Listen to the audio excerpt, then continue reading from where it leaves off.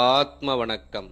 ஆத்மபிதா சுவாமி சிவானந்த பரமஹம்சர் அவர்கள் அருளிய ஆக்ஞை மற்றும் பிரம்மானந்தம். ஆக்ஞை என்பது ஜீவன் சிவனாகி உற்பத்தி ஸ்தானமாயிருக்கின்ற ஆனந்தத்தில் லயித்து மற்றொன்றும் இல்லாமல் ஆனந்தித்துக் கொண்டிருக்கின்ற நிலைமை. அது ஜீவனுடைய ஜாக்கிரதை. அதற்காகும் ஆக்ஞை என்று பெயர்.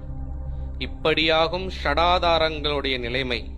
இதுவேயாகும் பிரம்மானந்தம் எனில், பிரம்மானந்தம் இன்னதென்று சொல்லித் தெரிவிக்க யாருக்கும் முடிவதில்லை என்றும், அதாவது பால் பாயாசம் சாப்பிட்டவருக்கு அதனுடைய ருசி தெரிவதல்லாமல் அதை சாப்பிடாதவருக்கு அதனுடைய ருசியை தெரியவோ தெரியப்படுத்தவோ முடிவதில்லை என்றும் வேதாந்திகள் சொல்லி வருகிறார்கள்.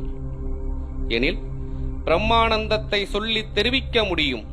அது எப்படி என்றால், சர்வ ஜீவிகளும் பிரம்மானந்தம் என்பதை அனுபவித்து வருகின்றன.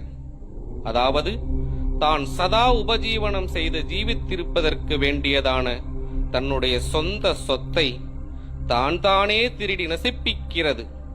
அது எப்படி என்றால், அந்த சொந்த சொத்தை திருடுவதற்கு போய் அதை தொடும் சமயத்தில் உண்டாகின்ற நிலைமையாகும் பிரம்மானந்தம்.